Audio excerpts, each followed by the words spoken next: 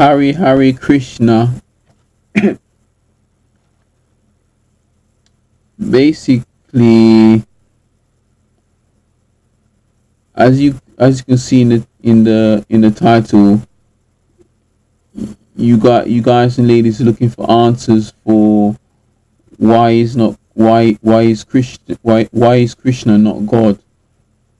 So I know you guys are looking for answers, and you've come to the right place. So here are the answers, but bear with me while I explain myself. Please watch this video all the way through to the end, please.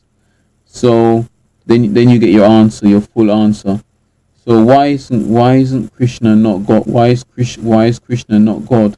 So I'm reading from page on this book, The Kingdom of Knowledge, and I'm reading from page 9. Sorry, page 9, this one. And I'm reading from, page 9, and it's these two words up to these two lines, starting from here all the way down to here. So let's get cracking. I won't waste any more of your time. This might be a long talk, so see what happens. So I'll read it out to you. It says, when Krishna was personally present on this earth, no one could conquer him. Basically, if Krishna was basically, let's put it this way, because I read on as well. He says no one could conquer him. There is no record of his ever having lost a battle. He belonged to a Kshatriya warrior family.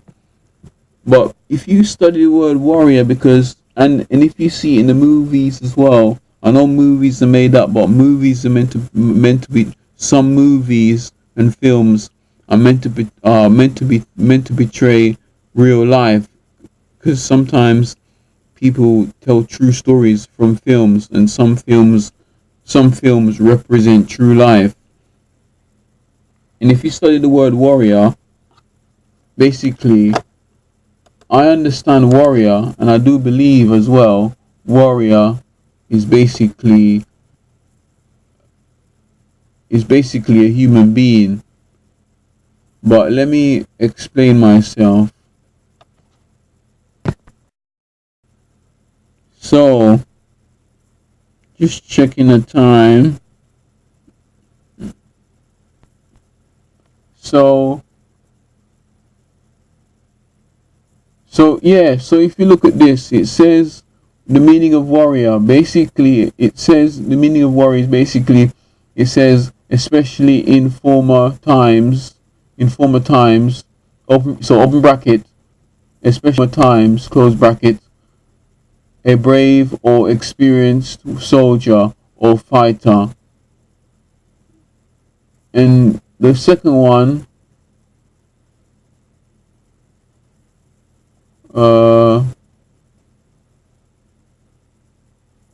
that's just the position of a warrior, but don't worry about that. It says in the synonymous is fighter, soldier, and it says fighting man, serviceman, combatant, brave.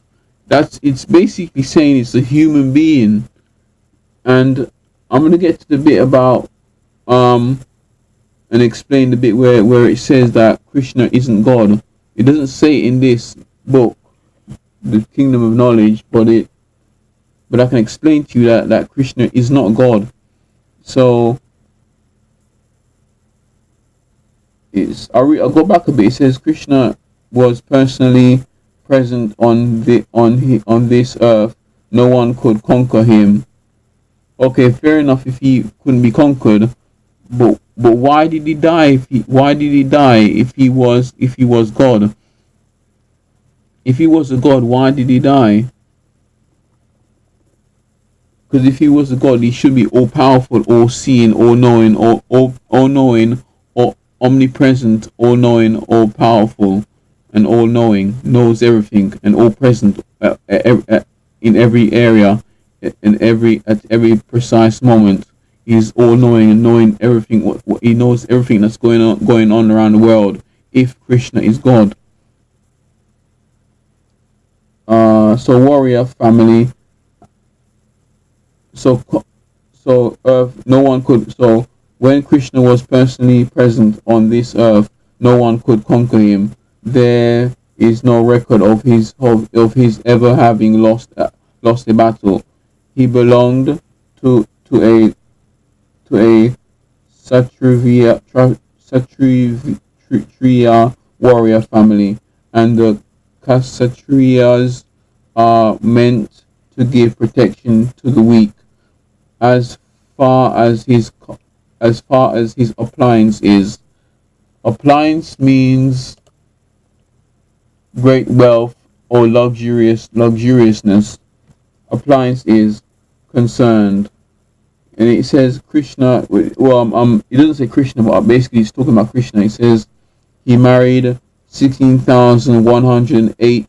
16,000. So it's 16,108 wives. That's a bit confusing, because how can you marry all of those wives when if you look at human beings in itself, all human beings have all their own problems, and there's always issues with people. You got issues with governments. You got issues with everything. Look at the current news, or whatever news you're about to watch. At present, there's always problems going on with even small people, and small companies, small problems that escalates into bigger problems. So I can't understand why Krishna would want to have 16,108 wives. It doesn't add up. It doesn't come together. It doesn't really make any sense. It says, and it go 16,108 wives, and it says every wife had her own separate palace, and Krishna expanded himself 16,108 times in order to enjoy them all.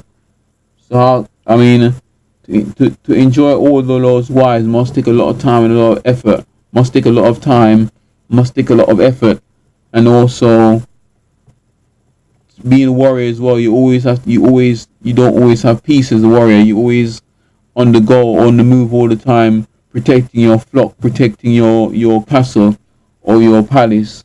So you're always protecting your palace. You never resting, really, because there's always new battles happening all the time. So if you study history and find out about that, then you will know that if you study history, then it will explain to yourself. It will explain it will explain to you that it's not every year that you get time to yourself as a warrior back in those days. So he expanded himself to 16,108 times in order to enjoy them all. It says this may seem difficult to believe. I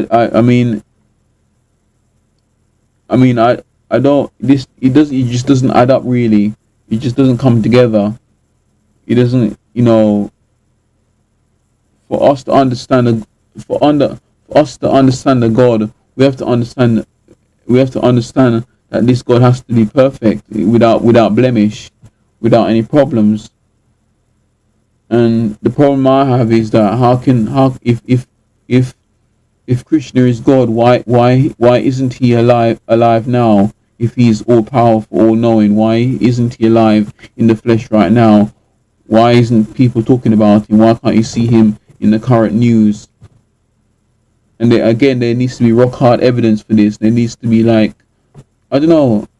There needs, again, like I've said in my previous 5 videos, there needs to be rock hard evidence to say that Krishna is God. There needs to be addresses, postcodes, zip codes, numbers, and places where there's evidence that he was God or is God, and to say that he and to say and it needs this needs to be locked away in a safe area for him to be to for there to be evidence of him being God.